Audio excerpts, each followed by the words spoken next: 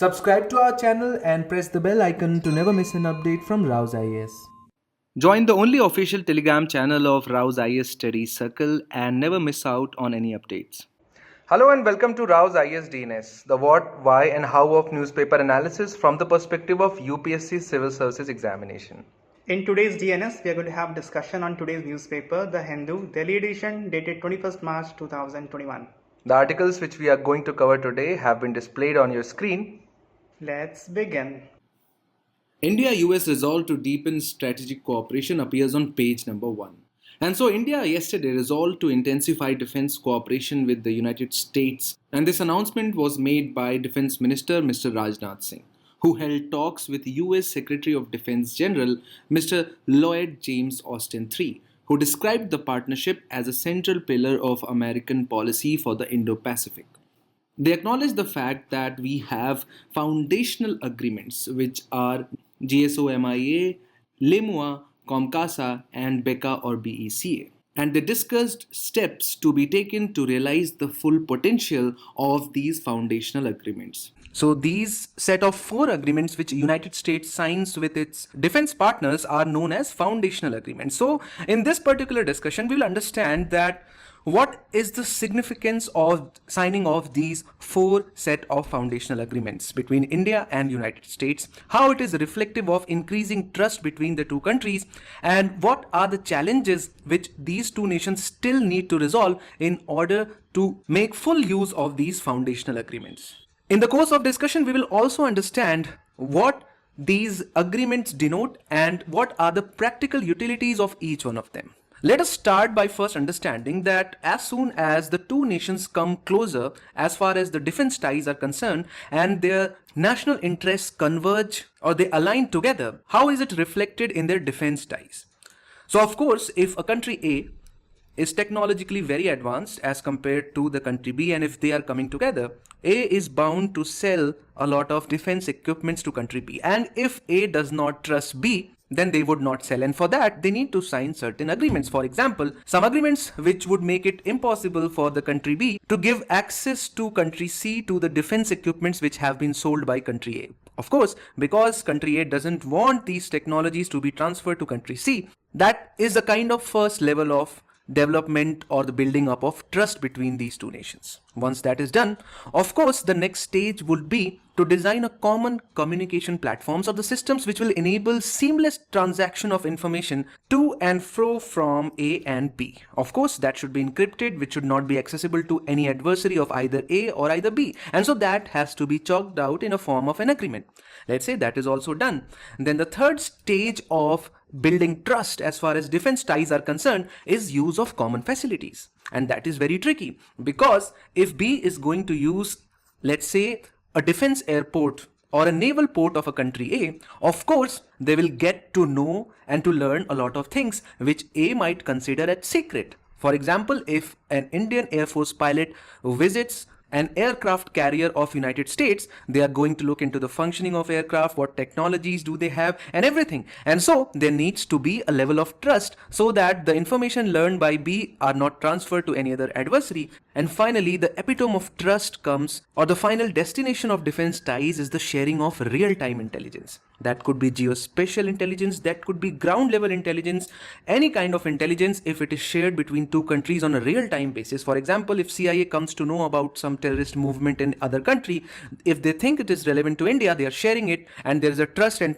vice versa from India. If that happens, these two countries would be an ideal defense partners. That does not happen, but the signing of these 4 agreements definitely shows an increasing level of trust between India and United States. So let us now go over quickly through these agreements and what they mean in practical reality. So starting with GSOMIA, or General Security of Military Information Agreement, which was signed between India and United States in 2002. So that was the first agreement or first foundational agreement as far as defense ties are concerned. And what it did was that enabled the exchange as well as protection of classified military secret among these two countries, which is India and United States. Now in 2019, Another agreement similar to this was signed, which was Industrial Security Annex. So these two are similar. The difference is that the agreement signed in 2002 enabled the transfer and the sale of military secret from government to government. So if government of United States authorizes a military secret to be transferred to the military or the government of India, that was allowed.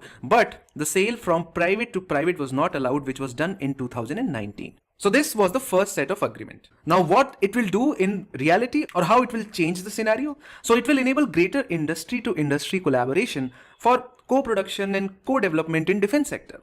And so a company of India can come up with joint collaboration with a company of United States, and they can co-produce a fighter jet, which was not possible earlier. So that is one. And we discussed that of course is the basic level of understanding between the two nations. And so the next set of cooperation would involve operational cooperation, which means that collaboration and cooperation as far as missions are concerned. It may deal with servicing, it may deal with refueling or any other service. And that is operationalized through the next agreement, which is called LIMOA, or Logistics Exchange Memorandum of Agreement. So that is logistical exchange is enabled through this particular agreement, which allows militaries of US and India to replenish, access supplies as well as to access servicing in land facilities, at air bases, and as well as using their ports. So for instance, US Navy's P-8 aircraft landed in Port Blair just last month for refueling, and that was because the countries had signed LIMOA. Of course, in the absence of such an agreement, this was possible, but that was troublesome and it required very high level of clearances. But now this process of utilizing each other common bases has been automated. Now, LIMOA was signed in 2016, and you can understand that signing of LIMOA means that the partner trusts the other enough to expose its own valuable assets to the other party. Because when you are going into air bases and ports, you're of course exposing your secret technology and exposing your methods of operations to the other side as well. And so it requires a level of trust. So after the utilization of each other's facilities, the next level of trust comes from the development of secure communication, and to be able to use that communication to convey the information, which was operationalized through COMCASA, which was signed and operationalized in 2018. Now this particular agreement has allowed Indian forces to procure advanced secure communication equipments from US. And you should know that such equipment were earlier denied to be used by India, even for the defense equipments being manufactured in United States. So we know that India has purchased C-17s, C-130s, all these are American made, and they also have a communication network. But when India purchased them, the communication systems from them were removed, and India had to go to the open market to deploy a similar communication system. But now since India has signed this agreement, India will be able to procure encrypted communication system which US itself uses. And so now a communication through secure network which is encrypted will be enabled. This means that America is confident that it can rely on encrypted systems to connect the two militaries, air force as well as navies. This will also provide seamless connectivity between militaries of America as well as India if or ever they have to conduct a joint operation. And then of course the final and the pinnacle of defense cooperation is BECA, which enables exchange of geospatial information. So there are satellites deployed by America as well as India, which provide information which is not only used for navigation but also for targeting, for intelligence. But so far we don't have access to American geospatial intelligence. But with BCA, we have access to highly classified information, and that too in real time. So for example, if there is an American drone moving over Iraq, and if we want access after the signing of BECA, we can have access to those images. And what obviously that means is that the precision of our targeting systems, for example the missiles, the drones, will be very effective and their efficacy will improve because of high resolution images, the coordinates and the locations of the targets enhanced, and their reliability has increased due to added input from American systems. Obviously we know that this was signed in 2020. So you can see that over a passage of 2 decades, how close India and America have grown as far as defense ties are concerned, and that is reflective of the increasing trust among these two nations. So now we understand that what these agreements mean, and we know that currently United States is the most powerful and technologically advanced military nation, and these agreements govern the nature and the scope of American defense partnerships. Through these agreements, partners get access to the most advanced weapons And at the same time, America get access to the remote places. So for example, through these agreements, the capability of United States to patrol Indian Ocean and South China Sea has drastically increased. Of course, it is beneficial for India as well. And so, these agreements are clearly reflective of increasing India-US defense cooperation. It started with GSOMIA, then came Civil Nuclear Agreement of 2005, and then finally BECA of 2020. And so, the defense cooperation has been advancing at a rapid pace.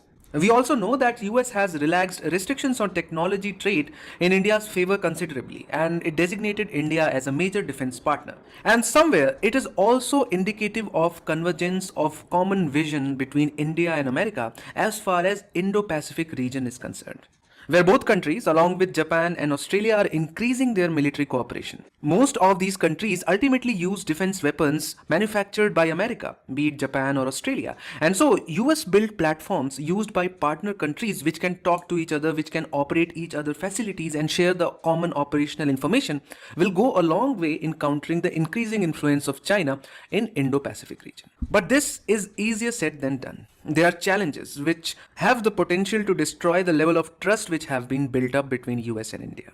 And let us discuss those challenges. So the first challenge comes from India's huge, big, massive dependence on Russia. Most of our defense equipments even now are sourced from Russia. They use Russian communication systems, they use Russian technology. And so a lot of commentators believe that increasingly close ties with America may limit India's choices. Because the closer we get to United States, more and more equipments will be sourced from United States, and the conditions put by US may further make it very difficult for India to source its equipments from Russia, because after all, US is very particular about the integrity and safety of its networks. And if India continues to persist with the closer defense ties with Russia, it may not go down well with United States. And so these agreements might not be as fruitful as it is being projected right now. And the second challenge comes from the inhibitions which India has due to American dependence and its high level of collaboration with Pakistan, especially in matter of Afghanistan. We know that geostrategically the position of Pakistan is such that it can always leverage it to get a better deal from United States. We know that America wants to get out of Afghanistan, and that urgency of America is being fully exploited by Pakistan. And so India is extremely wary of Pakistan's deep-rooted ties with Pentagon, and India knows the kind of dependence which Washington has on Pakistan to access Afghanistan, and Pakistan at any point of time can leverage this locational superiority to become a big roadblock. But the only common factor which people believe will keep the India-US collaboration going in a positive direction is the emerging Chinese threat, especially in Indo-Pacific region, which they believe will supersede both of these suspicions. So as far as foundational agreements are concerned, you should be clear in your mind as to what these mean. What are the full forms and the practical applications of these different agreements, and what are the challenges which might come in the way of full implementation of. The emerging crisis of obtaining helium in India appears on page number 17, which is the Science and Tech page on Sundays. Now, India imports a lot of helium from United States of America, which is the largest exporter of helium across the world. Every year, India imports helium worth rupees 55,000 crores from US to meet its need. And now the problem is that US or United States of America has declared that from 2021 it is going to cut down heavily its helium exports because it wants to save helium for its own people, for its own industries. And that is the problem which has been raised in today's article.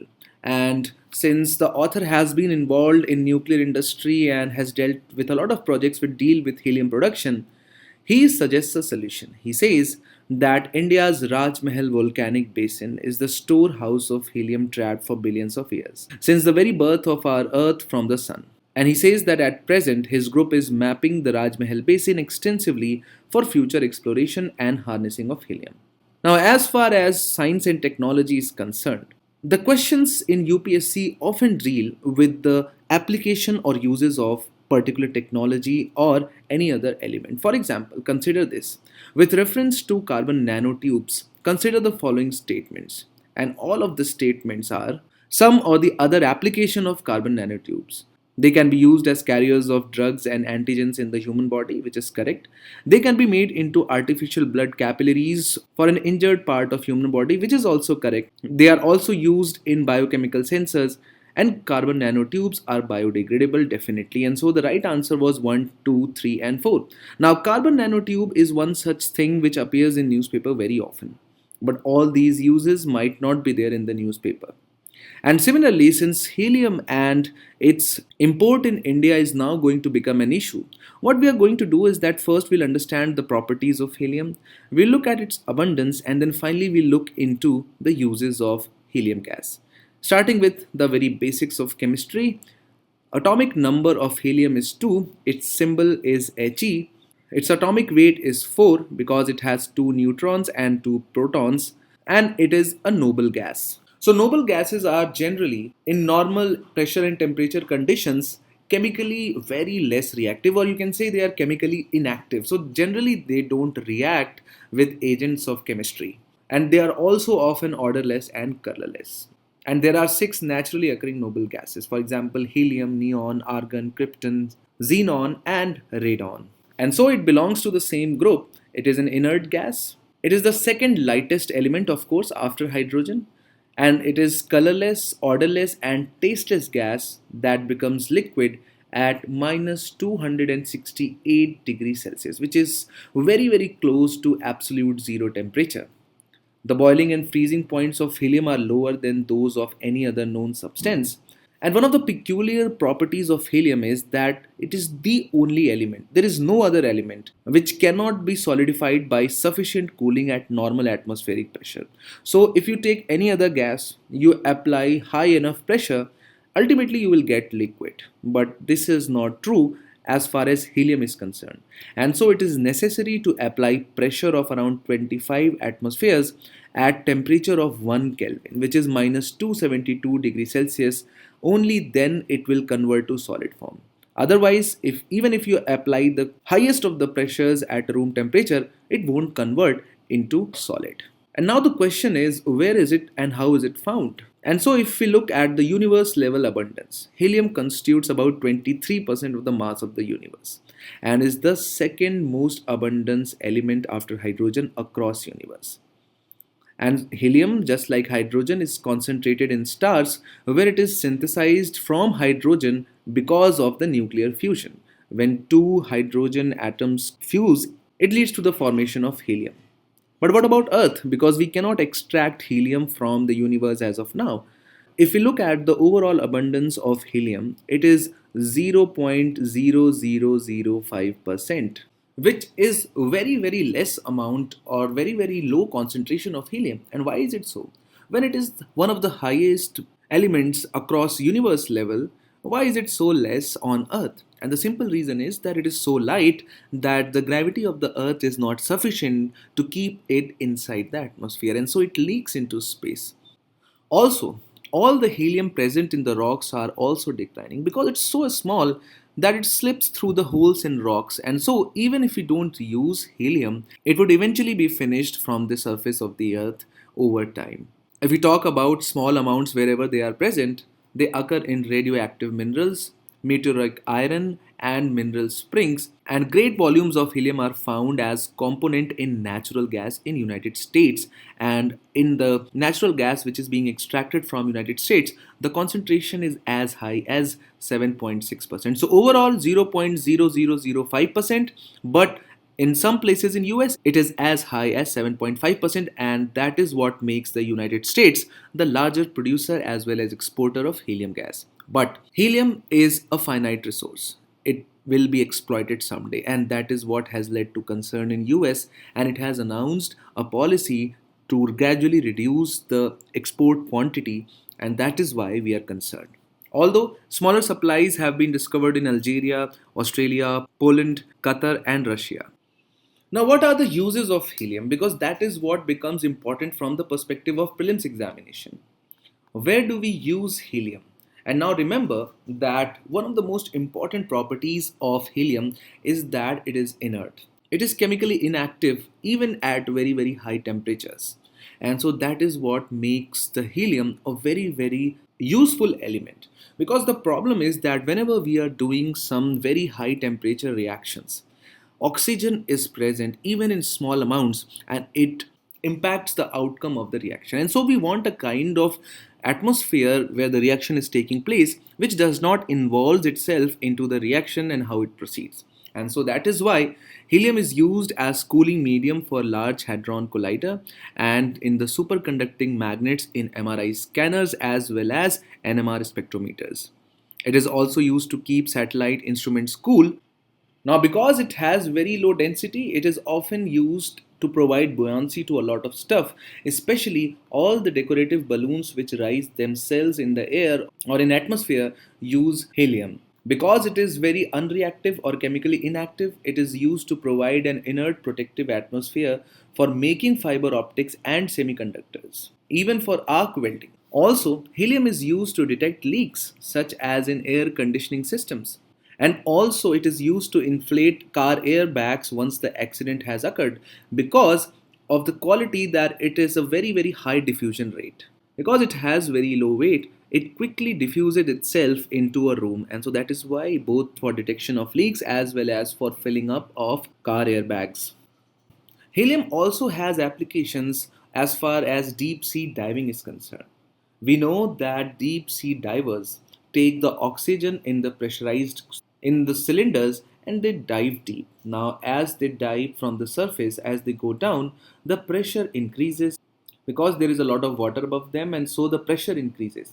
Now, the problem is that as the pressure increases, although the nitrogen, which is around 78% of the air, which is carried inside the cylinder, does not affect the human body when it is taken at normal pressure. But the behavior of nitrogen changes at high pressure.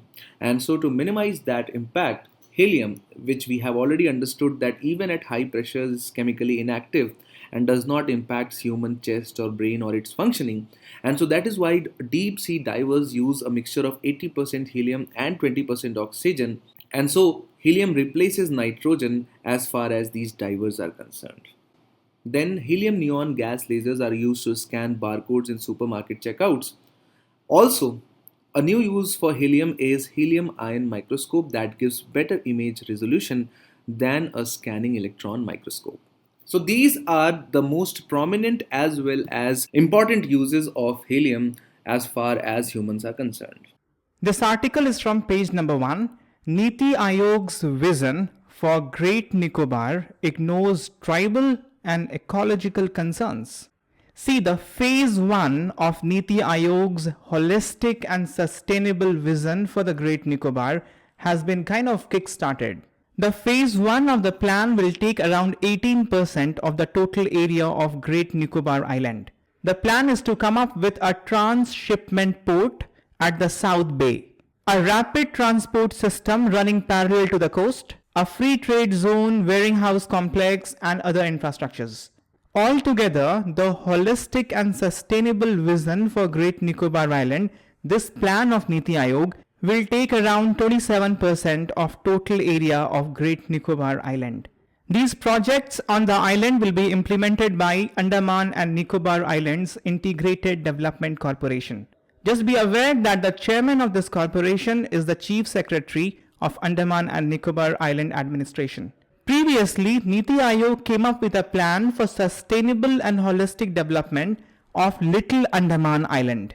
Then we discussed the issues related with that in the DNS dated 1st February 2021. In that DNS, we discussed the broader issues like the significance of Andaman and Nicobar Island for India, various initiatives that Government of India has taken for development of the island, the impediments, the blocks that Niti Aayog sees in the development of Andaman and Nicobar Island. And we also discussed the concerns raised by the environmentalists in the projects that were going to be taken in the Little Andaman Island. These broad dimension of significance and initiatives taken by Government of India and things which are perceived as blocks in the development of the island by Niti Aayog, just in case you want reference for these, you can look at the DNS of 1st February 2021. Here in our discussion, we are going to look at problems and concerns regarding projects being undertaken in Great Nicobar Island.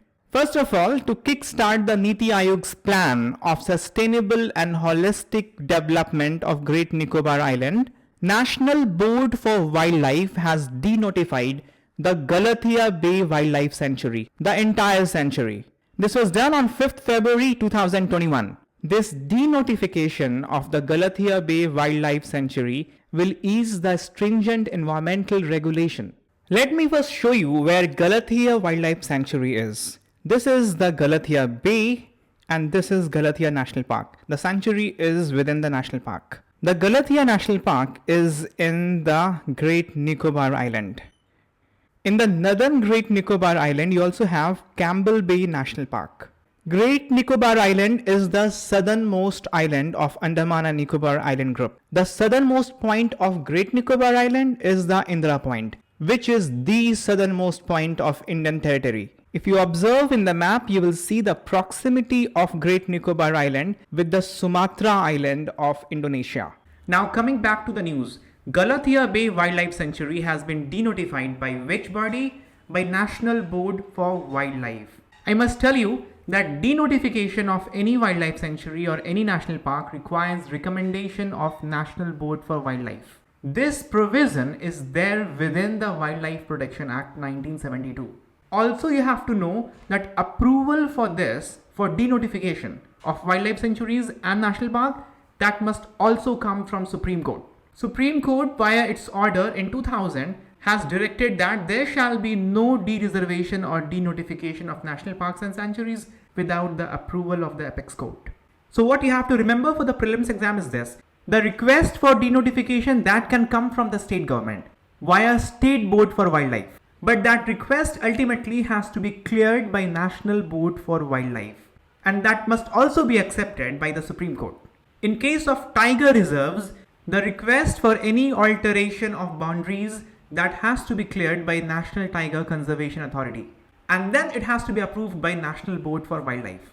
So what you have to remember is state governments, they cannot denotify a tiger reserve or a national park or wildlife sanctuaries, but definitely they can request the center for denotification. Now bring back your focus here. Galathea Bay Wildlife Sanctuary has been denotified. Problem? Many problem.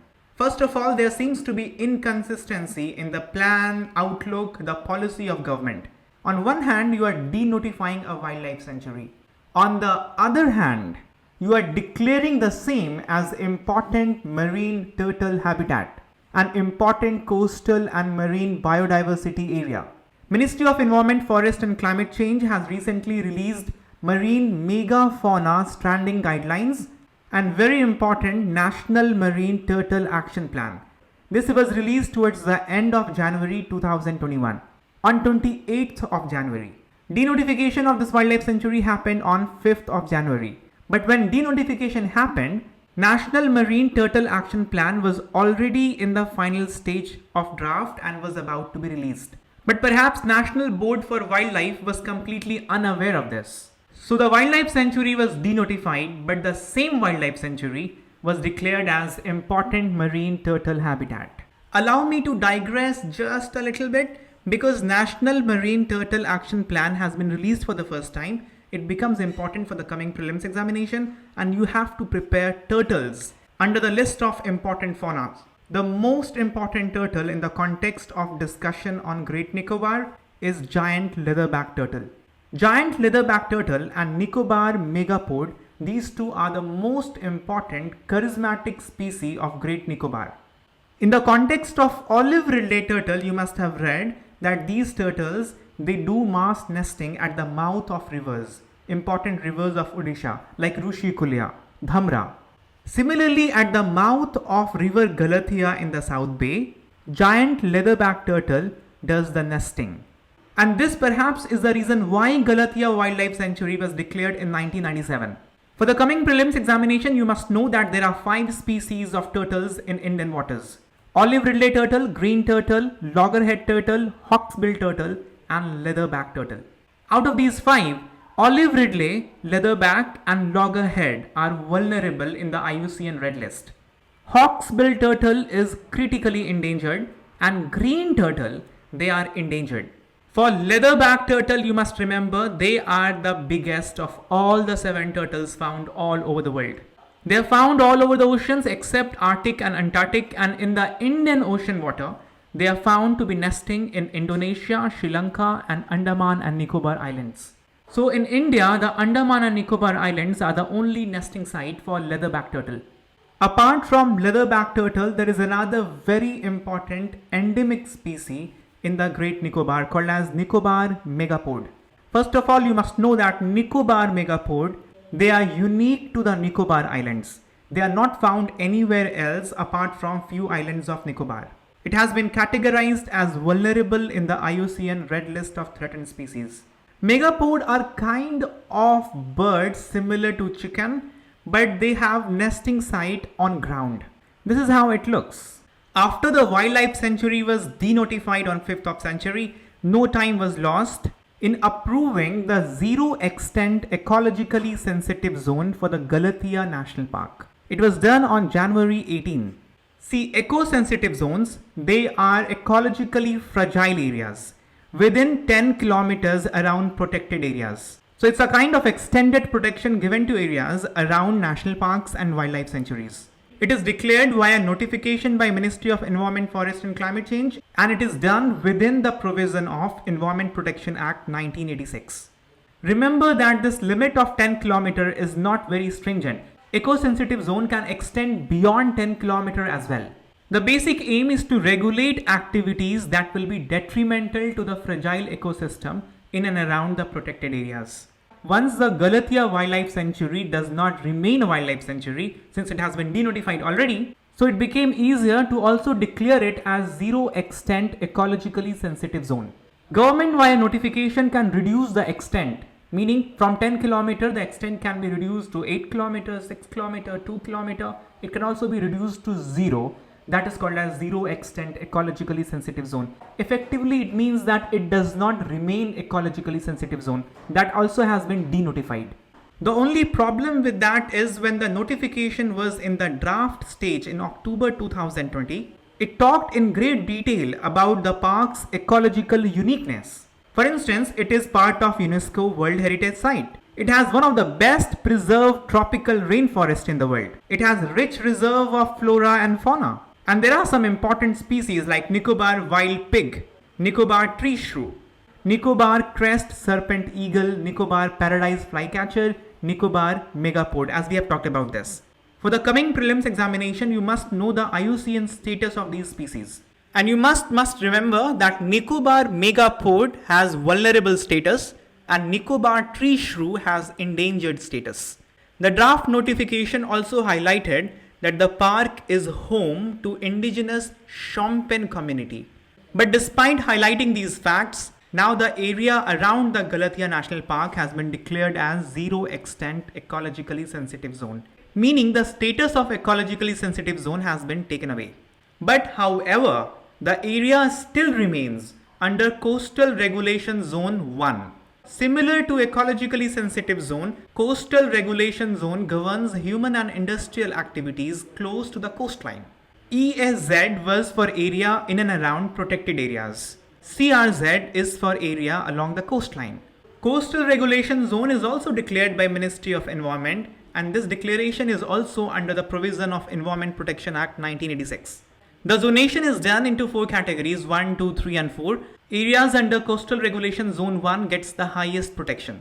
So this inconsistency in the policy, this is a serious issue. Furthermore, there is an official document, Shompen Policy of 2015. This document highlighted that the particularly vulnerable Shompen community, this nomadic community, lives in the area where the projects have been proposed. The official stand then in the document was this: welfare and integrity of these people should be given priority with regard to large-scale development proposals in future.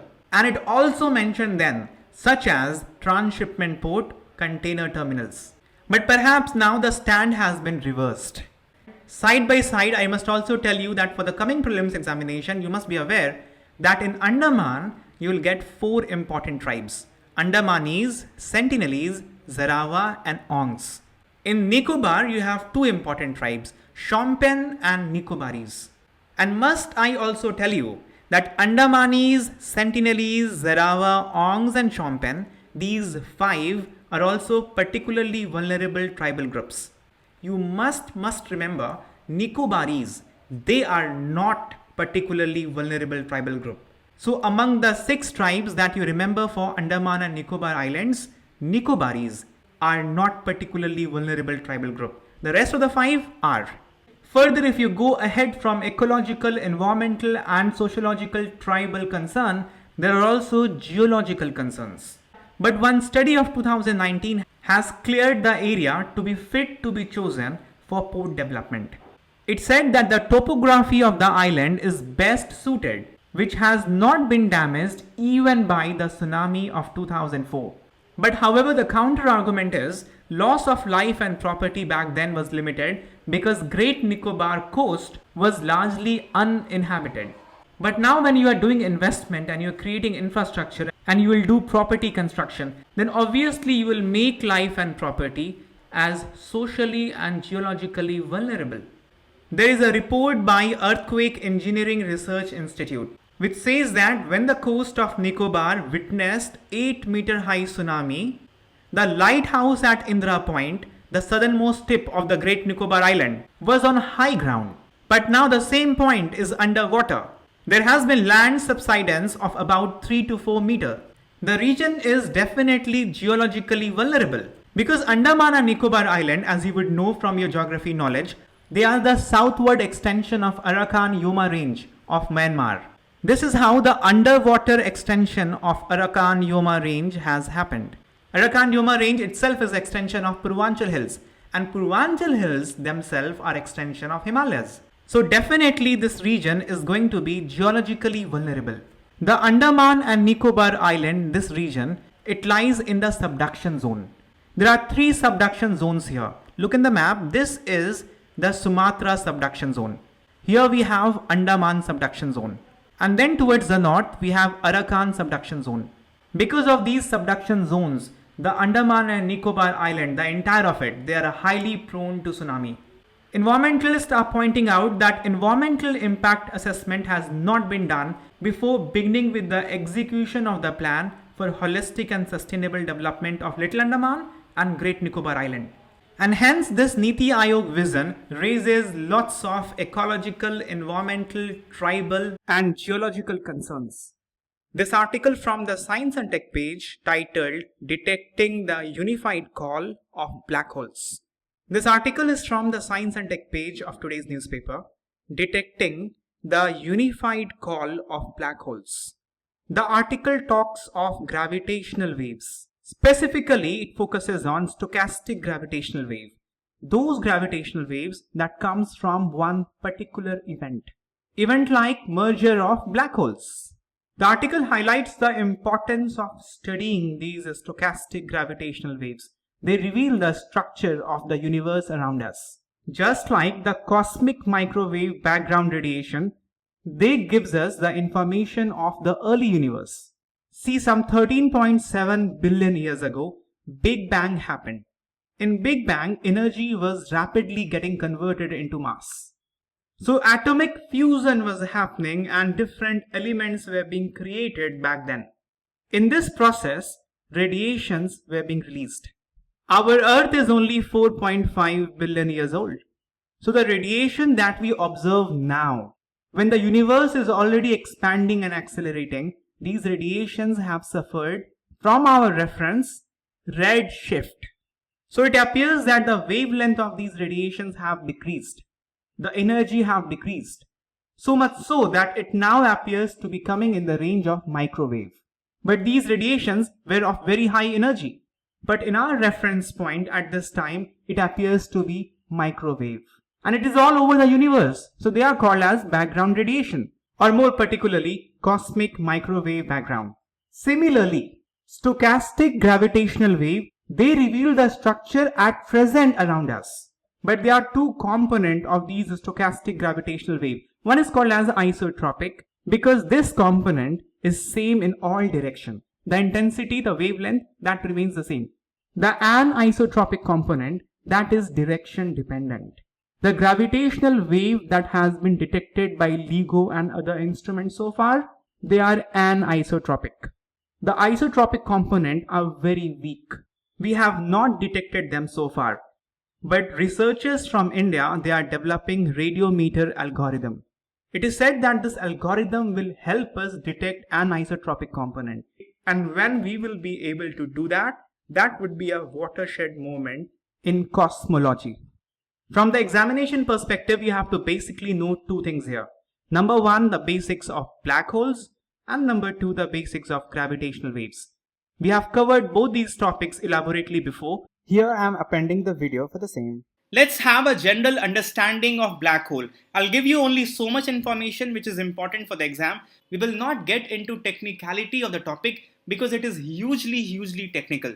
There is not too much clarity as to how the black holes were formed, and we know nothing about composition of black hole because direct measurement of black hole is nearly impossible, at least with the present technological advancement. So we know about black hole only indirectly, and as a whole we know very little about black hole.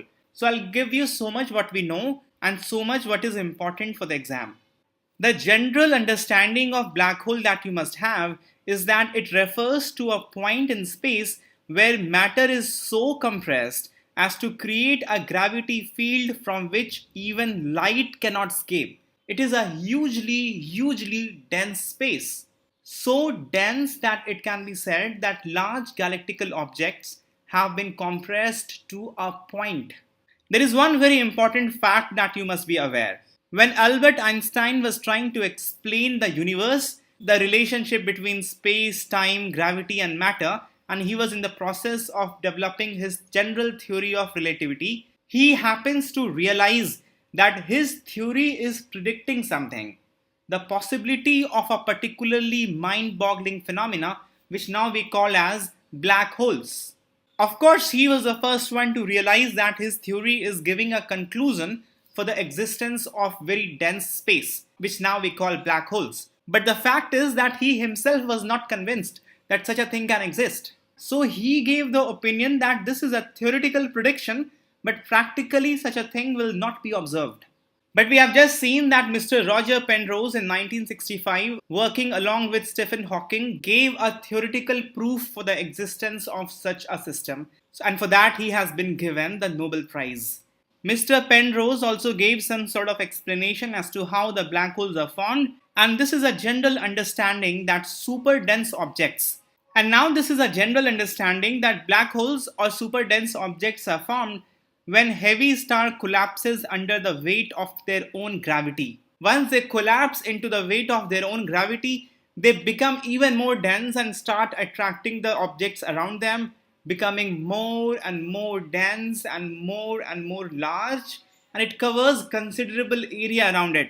So large that even larger stars starts to revolve around it, and so dense that even light starts to bend considerably, so much that we start to see the objects behind them. Suppose this is the region of the black hole, an object which is behind the black hole from our perspective, that can be seen. The reason is, if suppose the light from the object was to go in this direction, and if that was unhindered, the light would be going in a straight line, then that object would be never visible to us because light will not reach the earth. But under the influence of black hole, this light starts to bend.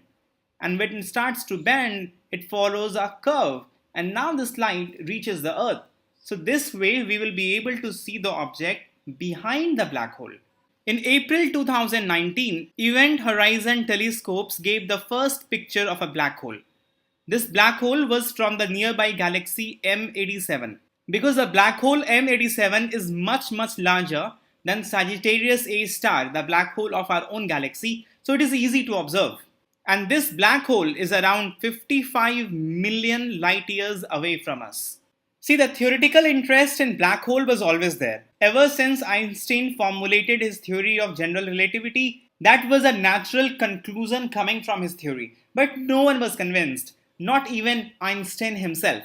The real interest in black hole was developed when Messier 87 galaxy, M87 galaxy was being observed. When this galaxy was being imaged by the radio frequency telescope, then signature of twin jets of plasma that were coming out at high velocity, nearly at the relativistic speed, near to the speed of the light.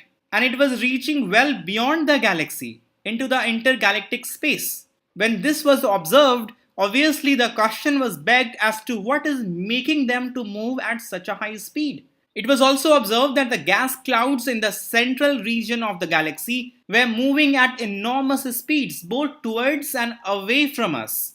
The only way this can be explained is by the presence of a hugely dense mass equivalent to billion solar mass, and that by definition will be called as black hole. Gases cannot move at that tremendously high speed, relativistic speed, the speed of the light. It will require immensely large amount of gravitational force that can be provided only by the black hole. Then this question of jets of plasma. See, jets of plasma can come only when the gases or the objects around a mass is heated to very high temperature. And the effect of black hole is such that the objects around it starts revolving, and that creates tremendous amount of heat. And under that heat, plasmas are created, and that plasmas start to escape at tremendous speed. See, when you have a central object, very, very dense, and the object around it is revolving around the central object at very high speed. So, the plasma which is there in the object revolving around the black hole will also have very high speed. And since it is in the plasma state, there will be tendency to escape. And once it escapes at any point, it will escape at the velocity with which the object is revolving around the central mass. So, the escaping plasma will also have very high velocity. So high that it will leave the galaxy itself and get into the intergalactic space. And the brightness around the black hole is actually coming from the swirling material, the material which is revolving around the black hole, and not from the black hole itself, because light cannot escape from black hole. So directly we do not see black hole. The region observed from the radio telescope will all be dark. But the radio telescope will be observing the radiations coming from the surrounding objects. The reason why we use telescope operating in the radio frequency is that radio frequencies are low. They have low energy, they have lower diffraction. So it is easy to observe from Earth. So our observations about black hole is indirect. Black hole region seems to shine because of the extremely hot objects around it. We are able to see light from behind the black hole because gravitational field of the black hole bends this light towards us. This we have talked about. And we also know that we do not get any light or any other signal from within the black hole. For the prelims examination, you must be aware that the Event Horizon Telescope, which is an international collaboration, was launched in 2009. This is a very, very technical project, and lots of scientific groundwork went before launching the project, which we will not get into at all. It is a large array of telescopes consisting many telescopes distributed all around the world, and this works in the radio frequency for the reason that we have talked about. The goal of the project was to observe two black holes. One is the black hole of the nearby galaxy M87, and the other was the black hole at the center of our own galaxy Milky Way, termed as Sagittarius A star. So much of information will be sufficient for our civil service examination. What are gravitational waves? Now, when we talk about electrical charges which oscillate up and down, they produce electromagnetic radiation. In a similar way, the general theory of relativity predicts that oscillating massive object should produce gravitational waves or gravitational radiation. So in a way, the gravitational waves might be similar to the electrical waves or electrical field that we normally understand. These gravitational waves produce ripples in the space-time geometry similar to the ripples in water that travel across space-time at the speed of light. Now, since we have talked about time-space continuum, let's try to understand how gravitational waves are actually formed. Imagine a situation that is highlighted in terms of this particular grid in which different celestial bodies are circling either the sun or the star or the Milky Way galaxy. Now, in this case, you can see that here it is a massive body which is supposed sun. This sun has bigger gravitational footprint. At the same time, there is a planet like Earth which is smaller than sun, and it would have a smaller footprint in comparison to the sun. There is another body which may be, say, Mercury or Venus, and you can see that a gravitational footprint of this particular celestial body is smaller than. So in this sense, we can say that whenever we talk about space-time continuum, we are trying to actually focus about this kind of fabric which can be utilized to understand how gravitational waves interact. So this brings to a very important aspect of understanding is how are gravitational waves produced. As highlighted in the diagram, gravitational waves are produced when massive objects oscillate in the space-time fabric. We know that all these bodies are basically oscillating in this space-time fabric. Thus, cosmic events involving massive objects such as exploding stars, collisions between ultra dense neutron stars, or merging of black holes or supernovae produce ripples in space time fabric, which we call as gravitational waves. Now, it is important from the perspective of the examination that in 2016, gravitational waves were observed for the first time by the merger of two neutron stars. Now, this brings us to the third important question of the discussion: how do we detect gravitational waves? As already highlighted, the ripples in the space time fabric cause the space time fabric to stretch and squeeze. Now, here you can see that when we talk about a big celestial body, the space time fabric is stretched to a great extent. Different equipments and tools are utilized to identify these kind of stretches to understand the presence of gravitational waves. However, since the gravitational waves are extremely weak compared to electromagnetic waves, and hence it is very difficult to find or perceive in our day-to-day life. Even for the scientific community, study of gravitational waves require special types of tools and equipment. So in this sense, extremely sensitive instruments involving laser beams are set up to study these small changes in the space-time when they are stretched. Thus, laser-based gravitational wave observatories, which are called as LIGO, are set up to measure the minute ripples in space-time caused by the gravitational waves. Now, in that sense, it is very important for us to know that there are some operational and some planned laser-based gravitational wave observatories which are called as LIGO. In this particular context, you can see that there is Kagra in Japan where LIGO is operational. Similarly, Geo 600 and Virgo, which are in Europe, which are operational.